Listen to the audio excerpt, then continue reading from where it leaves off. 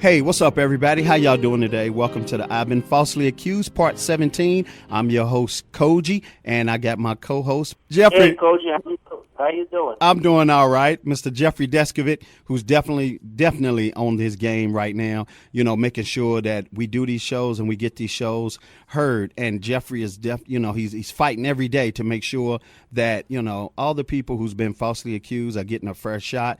Jeffrey, I want to thank you for being on the show today. And Jeffrey, I want to do this real quick before we move on. We got Miss Sabrina Butler. Her story's deep. I think everybody should definitely stay tuned in and listen to what she has to say. But Jeffrey, let's talk about Father's Day yesterday real quick, and the fathers who are locked away right now and put away, being falsely accused, who done lost so much time with their children. What do we want to say to them today, Jeffrey, real quick?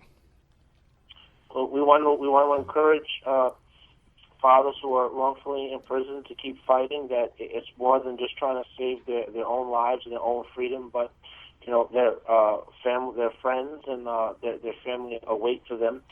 Holidays are always difficult for people who are wrongfully convicted. I had opportunity briefly, Cogee, to spend Father's Day with William Lopez yesterday. We went to a barbecue at a friend of ours' house who was a father, and and on the car on the way back, Bill shared with me that his daughter was a year and a half when he was wrongfully in prison. When he came back out, she was 25, grown woman with kids, and he just kind of reflecting on that practical aspect of this. Right. And, that's really deep. Like I said, to go in and she was 1 and get out and she's 25. You know what I'm saying? And yesterday, I also talked to a lot of, like, I call them my God kids, whose parents, whose fathers in prison. And, some of them, some things they done, and some of them where they waiting to prove that they didn't do it. And Jeffrey, I'm watching so many children just suffer, and I'm watching them make all the decisions themselves, and they haven't been through nothing to learn nothing. They don't have certain role models to teach them nothing, and that's where our fathers getting them back out into society. And that's why we do this show right now, to make sure that we get our fathers and the moms back out into society. On this show, it's no color lines. I mean, no matter what color you are, wrong is wrong, and we want to prove it right so you can get out and you can jumpstart your life back up. So that's why I definitely want to move fast so we can get our guests in, Jeffrey, and we got a heavy show today with a lot of information. And to all the exonerees who are out there, who got out, to the ones that are still in prison right now, from all the children, from me and Jeffrey, from everybody, I want to dedicate this song real quick. Then we're going to come right in with our guest. Like I said, Miss Sabrina Butler, you don't want to miss this interview. It's very powerful. To all the parents fathers who's in prison that might, get out and their children and passed away. We're going to dedicate this to everybody, and we'll be right back. You listening to the I've Been Falsely Accused, Part 17, with me, Cogee, and Mr. Jeffrey Deskovic. We fighting for justice. We'll be right back. Hey, we back, everybody. Welcome back to the I've Been Falsely Accused, Part 17, with me, the host, Cogee, and Mr. Jeffrey Deskovic. Jeffrey, I want to go to you real quick. How inspirational would that song be to somebody if they heard this show and they were in prison right now? Could this really make them hold on and make them, really fight even more to be back out with their families? No, absolutely. I think that music is definitely inspirational, and speaking from my own experience, Coach, various types of music helped me to hold on to my humanity in a place where humanity is often lost, and sharing even experiencing emotions is something that's taboo except on an individual level. So I think that the song is good. Thank you. And, that's why we always want to give some music, man, some hope music. So when somebody's saying, our exonerees and, the people that's in prison right now, when they get our shows, they got something to, close their eyes to, Jeffrey, and see themselves and envision them being out. And that's what it's about. And that's why I always feel like it's very inspirational, for me and you. And that's why we do that for the families. Even the families can ride and listen to it. And we keep, the morale up. The thing about it with me and Jeffrey, we are fighting to keep the morale up for people to get out and for the families not to give up and keep fighting, because let me tell you, it's a dog fight to get out. But we all got to come together, and we all got to band together to make sure that we keep fighting and we help hold each other up in weak times. And that's why me and Jeffrey do this show. That's why we do the I've Been Falsely Accused show, to really keep the morale up and make people understand that this is happening all around the world, not only in our country. It's happening everywhere. And we got to fight, and we got to go against, justice sometime to make justice happen for people to get free. So what we're going to do, we're going to take a quick break real quick. We'll be right back in with Miss Sabrina Butler. And I want y'all, to stay locked in, stay tuned in, get your pens and paper. This is going to be one of those shows where you really want to get this information, because Miss Butler, she's a sweetheart. I talked to her. She's going to break down a lot of knowledge. She has a lot of knowledge for the community. And it's going to be a great show. Stay locked in and tuned in. We'll be right back real quick. On the 12th of April, 1989, Sabrina Butler returned from jogging near her home in Columbus, Mississippi, to find that her infant son, Walter Dean, had stopped breathing. She unsuccessfully attempted CPR before rushing him to the local emergency room, where he later died. Medical staff at the hospital noticed bruises on the boy's body and told police that they believed he had been the victim of abuse. Sabrina was interrogated by police, and despite protesting that the bruises were a result of her attempts at CPR, she was arrested and charged with capital murder. At her trial, the prosecution argued that she had inflicted the fatal wounds intentionally, and she was found guilty and sentenced to death before an appeal granted her a new trial. In court, it came out that Walter Dean had likely died from a kidney problem and that the original autopsy had been inadequate. Sabrina was exonerated and released in December 1995. Hey, we back, everybody. Welcome back to the I've Been Falsely Accused Part 17 with me, the host, Cogee, and Mr. Jeffrey Deskovic. Jeffrey, we got a great guest that's going to come in right now. You heard the clip. What's sad about that clip? And we're going to bring our guest in immediately. Sorry, say that again, Cogee? We got a great guest that's going to come in. You heard the clip. How sad is that situation? You heard the clip. Oh, man, it's terrible. I mean, not only did Ms. Butler lose her son, but then to be wrongfully convicted of it, I mean, it just amplifies it unquantifiable amount of times. That's right. You're definitely right about that. So we're going to bring onto the show Miss Sabrina Butler. How you doing today, Miss Sabrina Butler? I'm doing fine. How are you doing? I'm doing all right. So we really wanted to put that song out there and put a lot of love out there. Was it inspirational for you? Yes, it was, very much. I mean, when someone is going through what I went through, to hear you and other people like you speak up and say something about us means a lot. So yes. I thank you for that. Yes, ma'am. Thank you very much. And, Jeffrey's on here with me. Jeffrey, what would you like to say to Miss Sabrina before we move forward? Just really glad that your injustice was straightened out, and it's happy that you're on the show today, and that you're involved with Witness to Innocence, speaking out on the situation, because as you well know, your case is not an isolated example. Thank you, Mr. Jeffrey. I appreciate that. All right. So I'm going to go to you now, Miss Sabrina. Miss Sabrina, I want to ask you a question. You see your son in this situation. You try your best to bring him back to life, and do what a mother is supposed to do. And then it all goes wrong. What don't people understand about something like that? Because any mother would have done what you done to try to, revive your son and bring your son back to life. But parents do this every day. When a kid falls down on the playground, even fathers, when children are in danger, only thing we think about is the safety of our child. What would you say to anybody that's listening right now, and what would be your advice for that situation if it happened to them? Well, what I would like to say is I was 17 when this happened to me, and first and foremost, I was too young to have a child. I should have been in school finishing my education. I was not CPR trained, and the girl that did CPR in my case, she wasn't either. And she told me, the way she told me to apply CPR was the adult way. So therefore, I did not know how to apply CPR to help him. I panicked. He was 9 months old, and I applied adult CPR to him, trying to help him breathe. And that's the thing that I think we all should learn as parents. We should take CPR courses and learn how to do this in case our children do become where we have emergency to where we would have to help them, so we'll know what to do. Yes, ma'am. Now, when you're scared, you panic. Yes, ma'am. You're right about that. Now, I want to ask you, what is the difference between infant CPR training and adult CPR training? Okay, well, with infant, you use the 2 fingers below the chest plate. And with an adult, you use 2 hands put together to do CPR. And see, that's what I messed up. I put 2 hands together below the chest plate, and that was the wrong way to apply CPR to an infant child. And when you did that, did you crush the baby's? I think I applied too much pressure. Me and her both, because his abdomen was extended. Mm-hmm. Yeah. Okay. And before this all took place, you said you had went out jogging. I did, and that was a mistake that I made because I put him to sleep and I left him in the house by himself. Right. And when I came back, he wasn't breathing.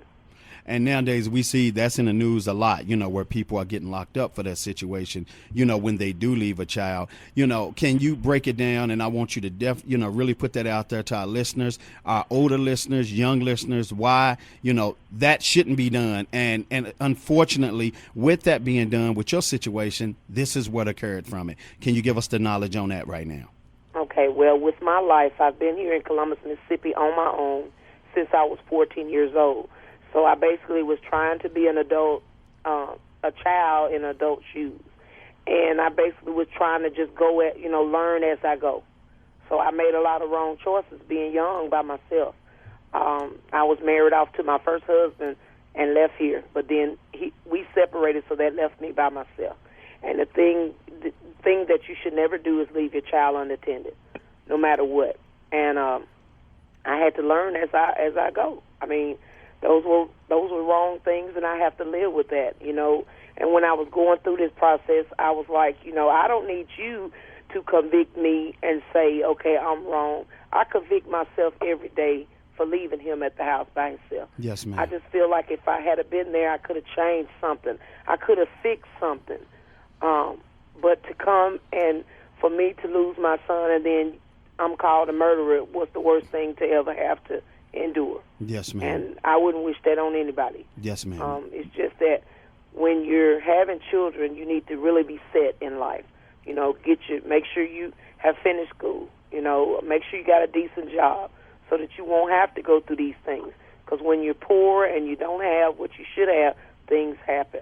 That's right. And, Miss Sabrina, I want you to do this real quick. I want you to talk to our young audience, our young ladies who feeling like having a baby right now. They got all these shows on TV. I'm a teen mom. I'm a teen this. I'm a teen that. What would you say to the parents who look at these children as just a baby doll, as just something to have as like a tattoo? If you got a baby, it's something to be cool. And they're not even ready for it. What is the responsibility of a young person nowadays, to live in this life?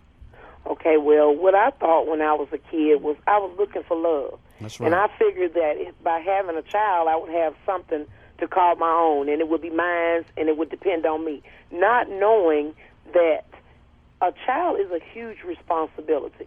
You really have to know what you're doing. You can't just go out there and say, okay, I want a baby, get a baby, and then when you get tired of the baby, you go lay the baby down. It doesn't work that way. If you are feeling lost and lonely and you have been mistreated in your life by your parents or whoever it may be, I'm not saying that, but whoever it may be, you need to find positive avenues to keep you to where you won't go out and look for love in all the wrong places. You can go to a teacher, a counselor, somebody that you can trust, that you can talk to help you through the situation so you won't go out and make the wrong choices. Because having a baby young is not the answer. That's right. You're definitely right about that. Now, what I want to do, I want to fast forward for a second real quick. I wanted you to definitely drop that knowledge because, like I said, I talked to you on the phone and, you said you definitely want to put that knowledge out there to all our listeners, to bring them up to speed on what to do and what not to do because you'd already been there and done that and, bad things came from it. So you want to shine a good light on a bad situation, okay? Right. Okay, so what I want to ask you now, on April the 12th, 1989, when you rushed your son to the hospital, did you ever think I'm gonna be locked up after taking him into the emergency room and just trying to save his life? How shocking was that, when you went through that situation? Well, the first thing came to my mind actually was, I'm in trouble because I left him in the house by himself. I never thought in a million years that I would be charged with murder. That's the part that really got me because, I was saying to myself, okay, oh, man, I did wrong. I left him in the house. That was the thing. That was the most, that's what came to my mind at first. But I never had thought of murder at all. And so that was shocking to me. Right. When they came to me and they said, well, we're going to charge you with capital murder. And I'm like, murder? Wait a minute. I didn't kill my son. I was trying to help him. I'm trying to explain to them what was going on. They didn't want to hear nothing I said. They was like, well, no, the investigator, when he called me in the room and they started yelling and screaming at me and telling me, he told me I stomped my baby, I beat my baby, I did this to the baby. And I was trying to tell him what was going on, and he was taking all my statements, balling them up, throwing them away. Yep. So in that whole situation, they got you so mad that I'm sure you got frustrated and just said all kind of stuff. Once you seen that there was no letting up off you, they was going to move forward with the situation. Well, I was scared, and he told me to sign the paper, and I just signed the paper. Oh, wow. I just signed the paper. I didn't have anybody in my corner. Nobody was there to talk to me. I didn't have an attorney. I didn't have nothing. And I was scared. I didn't know what else to do. Right. Jeffrey, I want you to speak on that real quick. There it is again, Jeffrey. They told her to sign the paper. They caught her in the heat of the moment, of that whole ordeal, getting on her case, telling her she's a liar, just getting her all jumbled up, and then boom, she signed the paper. Speak on it, Jeff. Yeah, when the police want to speak with you, you are obligated to give your name and, where you live at, and the third thing you're supposed to say is, I want a lawyer. That way the lawyer comes and have to provide that to you for free, and this way here, the playing field is leveled out, so they can't coerce you or try to take advantage of you, and all this yelling and screaming that Sabrina is discussing right now. They wouldn't do all that with a lawyer there. That's right. You're definitely right about that.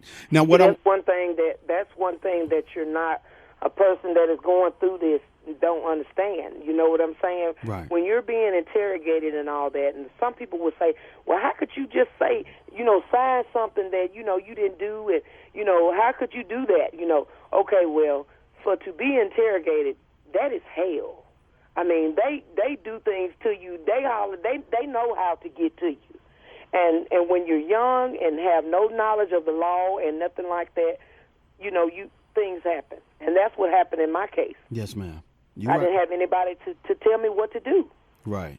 And you know what? We've been hearing, with you saying that, we've been hearing this on a lot of shows. I mean, we in part 17 right now. So we've been hearing this from part 1, the same thing, where they got pushed in to sign in this paper just to get the pressure off of them. They just wanted the people to shut up and get out of their face and let's just get it over with. But they thought getting it over with meant I'm signing this, but I didn't know I was signing my life away. Right. Because they don't know. They didn't know. Right. So what we going to do, we're going to come right back. We got to take a break real quick, and we're going to come right back in. Now, I want to ask you, Miss Sabrina, when we come right back in, I want you to answer us when we come back in. Take us to your first night when they locked you up and put you in the cell, and this is when you know it was real. You get what I'm saying? All right. Okay, we'll be right back. So, everybody, you're listening to the I've Been Falsely Accused show with me, Cogee, your host, and Mr. Jeffrey Deskovic. I hope y'all got your pens and your paper. This is a great show you need to learn from. Miss Sabrina Butler is doing a great job, and you heard what she said. Don't sign nothing without your attorney there. Don't say nothing without your attorney there, because things will get serious and they can get out of hand. We'll be right back. Hey, we back, everybody. Welcome back to the I've Been Falsely Accused, Part 17. I'm your host, Cogee, and Mr. Jeffrey Deskovic is my co-host, and we definitely bringing the truth. We letting you hear the truth. The things that's going on with this I've Been Falsely Accused show, I mean, we done heard so many ways that our exonerees and, even the people that's in prison right now has been bamboozled into admitting something, saying something that, they really didn't want to say. But so much pressure had been applied to them that they just broke. Anybody can be broke. There's nobody that's immune to being broke after so much time. Jeffrey, speak on that real quick, and then we're going to move to Sabrina real quick. Yeah, coerced false confessions have been the cause of wrongful convictions in 25% of the 314 I'm sorry, 332 DNA-proven wrongful convictions. So this does happen, even though the public thinks that someone who's innocent would never make a false confession. That's right. You're definitely right about that. Now, we want to go back to Miss Sabrina Butler. She's our guest. Miss Butler, thank you for being with us again today. Thank you. Thank you. Miss Butler, when they put you in handcuffs, they took you down, booked you, took your picture, and put you in the cell. Take us to that real quick. Take us to that night. Well, after they got through interrogating me and they put me in the cell, it was just so surreal. I just really, I couldn't understand what was going on at the moment, because me being young as a teenager, I didn't realize the seriousness of it at that point. I still didn't. I just thought this was a dream. I'm gonna wake up from this. This ain't happening. And I kind of just went like that. For I think I stayed in the city jail 2 weeks, and then they sent me to the county jail, and I just kind of stayed like that because they had me on some type of medication too. So I was, the girls in the cell were telling me that I were, wasn't there. I was out of it. Right. And so I really don't remember a lot of that, until I had a friend that befriended me in the jail, and she started coming to me telling me, you don't need to be taking that. You don't need to be taking. Come to find out I was allergic to what they was giving me, and it was, making me paranoid and all that. So she told me, she said, if you give it to me, I'll give you my canteen. That's what she was telling me. So she started taking the pills from me and flushing them down the toilet, and I started slowly coming back to myself, trying to get, it took me a minute to come back around to really understand, hey, I'm sitting behind bars. These people, done locked me up. The death part didn't come yet. It was just being charged with capital murder. Right. And sometime, Ms. Butler, when a lot of the prisoners are on medication, that's even worse of being in there under those circumstances. Am I right or wrong? You're right. It really is. It really is. Cause, the inmates were saying I looked crazy and all this kind of thing, and I was scared out of my mind, didn't know what, to expect, because I had never been to jail, so I didn't really know what to expect. Right. And you know what? After you came back to your senses, how did you start preparing yourself for this situation? Well, I started crying. I was crying because I just didn't know what to do. You know what I'm saying? My mom was nowhere to be found at first. I didn't know where she was, and I was trying to just, figure out who got called. Somebody got to help me, because I don't know what's going on here, Yes, and so that's basically what I went through for probably about a month before I started getting my family members and everybody knowing what was going on. Mm-hmm. And your time that you was in there, did you ever think to yourself, I'm never going to get out? Or did you think, well, I'm going to get a bond and I'm going to get out, it's the truth is going to come out soon, even though it didn't? Did you think it was going? I did think about the truth coming out, but I didn't know anything about a bond. Nobody talked to me, so I really didn't know anything, any aspect of the law. I didn't know what was coming next. What should I do? Where am I? What court appearance? I didn't know any of that. You just knew they had you. I didn't know any of that. You just knew they had you. Right. I just sat there. I didn't know what to expect because nobody came and talked to me. Right. Now, after your first year in jail, it went on to a year. How did you deal with it then? Did you start saying, okay, now I know this is serious. It's been a year, but I don't want it to be years. What did you start preparing to do to get out? Well, I started getting mad. I was getting mad, and I started asking God a lot of questions. And I kept saying, why? Why is this happening to me? I didn't do anything wrong. And these people, they got me locked up in this jail. I started questioning everything because I didn't see the attorney that I was supposed to have until 2 days before the trial. So, therefore, I didn't know what I was supposed to do when I went to court, how the court proceeding was supposed to go. He came 2 days before and said, okay, you fixing to go to trial. I had 2 court-appointed attorneys. One was drunk during the whole trial. Oh, wow. So, I had inadequate effective assistance of counsel, first of all. I had state-appointed, and when you're poor, and race played a part in my case, and that's sad to say that, but a lot of cases have been distributed that way, On my jury, I think I had 2 blacks. I had one was an alternate, and all the rest were white. The district attorney, he took them to a picnic while they were supposed to be sequestered. So they already knew what they were going to do to me before they even saw me. Oh, Before I even went in the courtroom. Right. When my attorney stood up to talk about the case and bring, what they had, the jury was slumped over. They didn't want to hear what he was saying. They looked uninterested. But then when the district attorney spoke, they were all, at attention. They were paying attention to everything that he said. The judge overruled everything that my attorneys brought forth, and my attorneys brought forth no witnesses. They wouldn't let me take the stand. I asked to take the stand, but they kept saying, no, we got this thing nipped in the bud. We don't want you to take the stand. The jury deliberated, I think, within an hour. They came back and found me guilty of capital murder, and I was sentenced to die the next day by lethal injection. Wow. Now, let me go to Jeffrey real quick. I got to go to Jeffrey on this one. Jeffrey, it's on you. Yes, Sabrina, I wanted to ask you a question.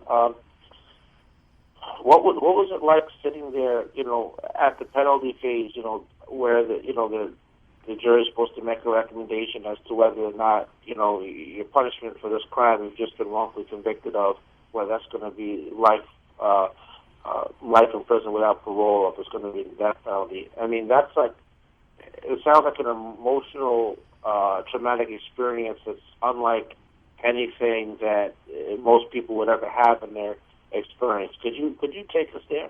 Yes, I can. Emotionally and mentally. Sitting in the cell when they found me guilty, my attorney still didn't explain to me about the death penalty phase, so I didn't know what to expect after I was found guilty. So it was this lady that was in the cell with me, and I was pacing and crying, and she was smoking cigarettes, and I had never smoked a cigarette in my life. And she offered me one, and that's when I first started smoking. I was a nervous wreck. I didn't know what to do. I mean, like I said, to go through this is just like it's an out-of-body experience. I don't know no other way to explain it, because when it was happening to me as a child, I thought like a child. You see what I'm saying? Right. I didn't think like an adult. I thought like a child. I didn't really just grab hold to the seriousness of what's happening to me.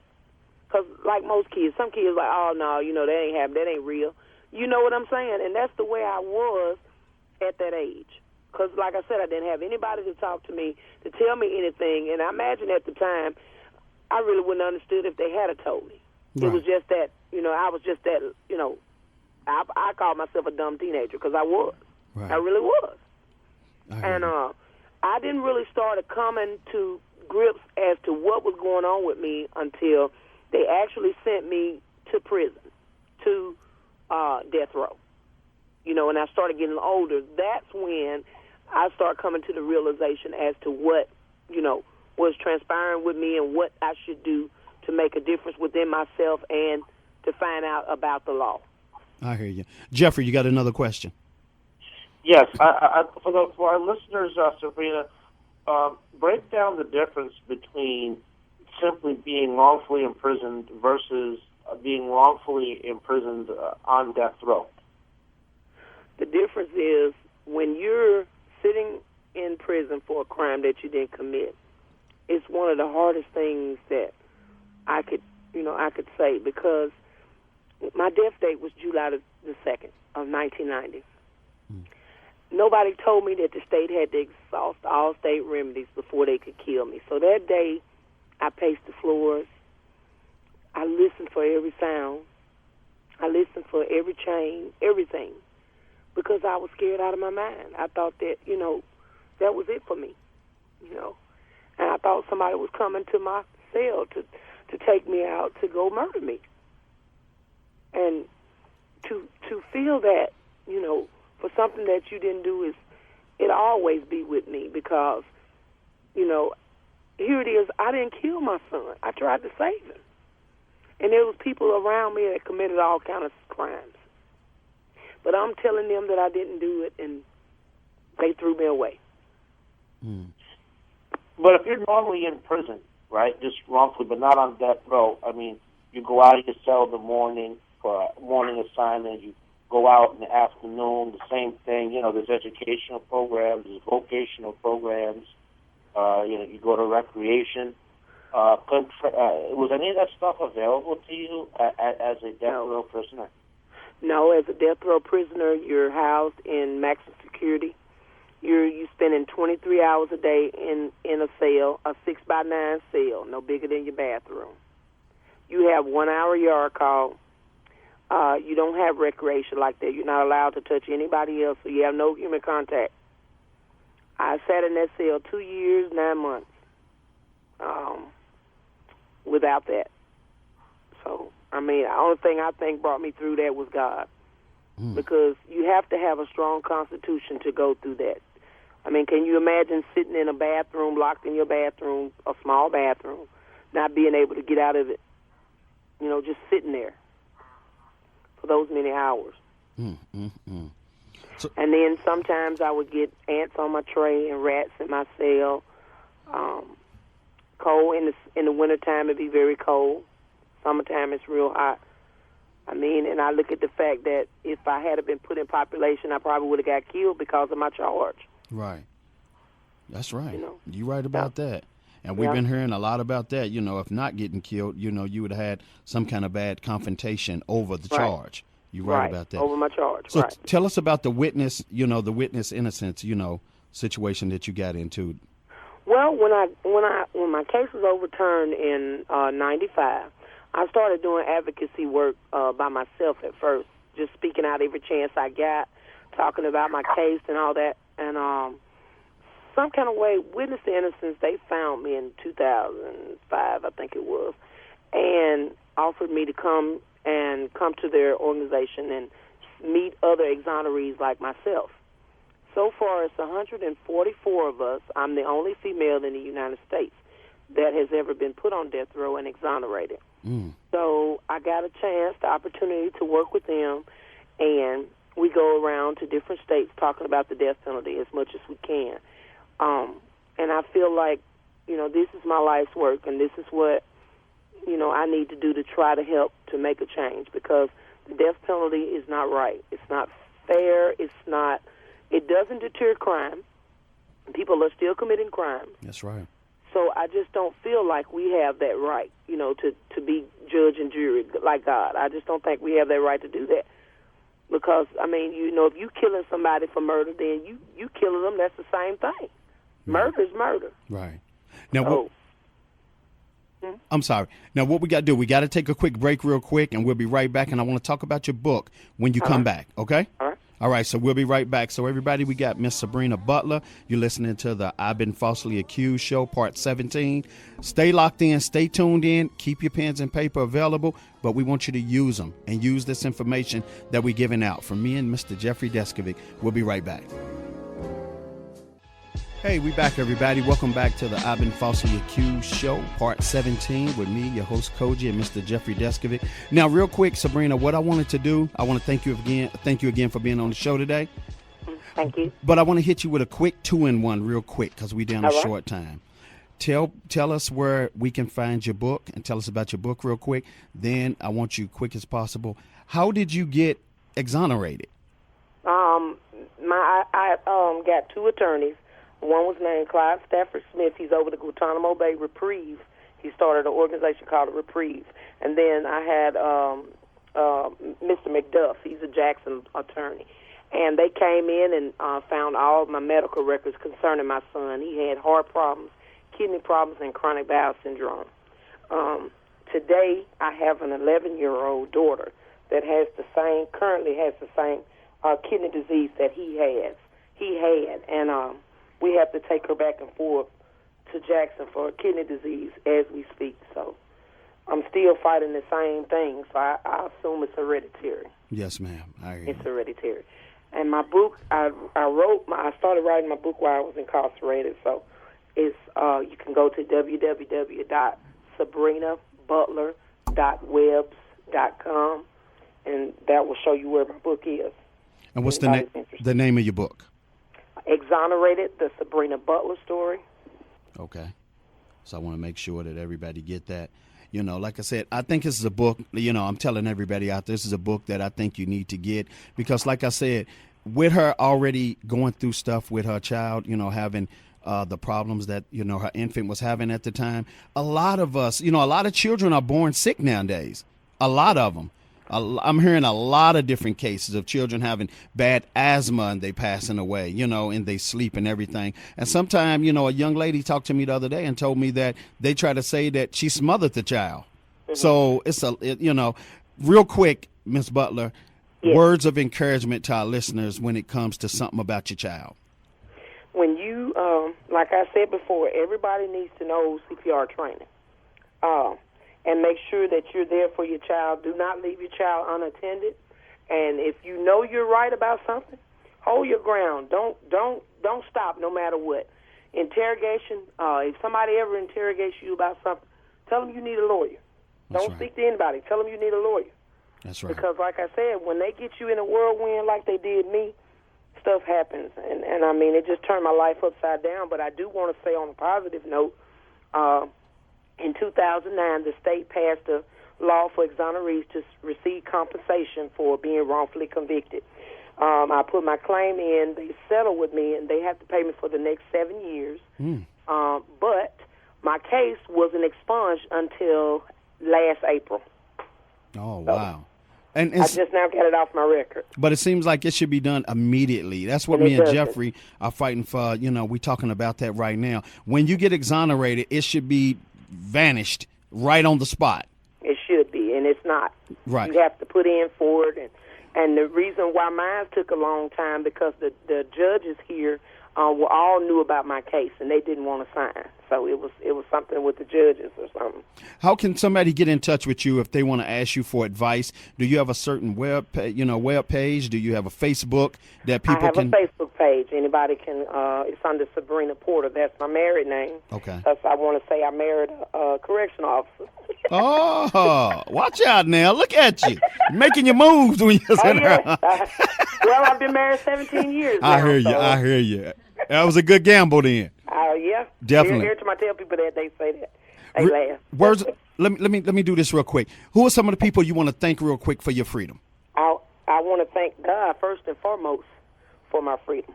I want to thank my two attorneys, Mr. McDuff and Mr. Smith. I also want to thank my mom. She did come back into my life and started advocating for me.